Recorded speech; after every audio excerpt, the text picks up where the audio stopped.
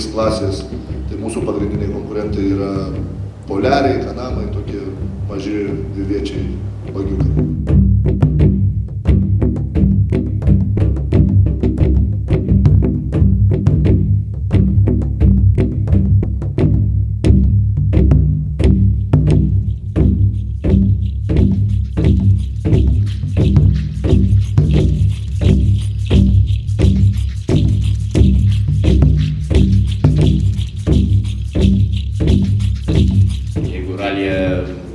Tie tos streso pilnos situacijos, kai galas veja per šoną priekį, tai čia dažniausiai tos stresingos situacijos, kai galas ima vyti per viršų priekį.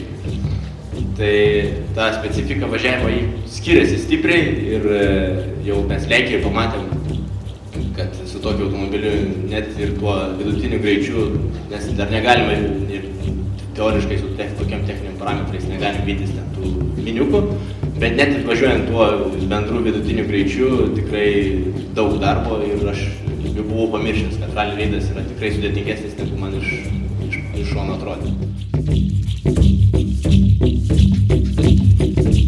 O ištvermės klausimas, tai dar toks didelis klaustukas, reikės, kaip Saulius sako, atsipenėti prieš Dakarą, kad atvažiuoti iki finišo. Praktiškai visam Azijai yra sportuota tarp 2 ašių.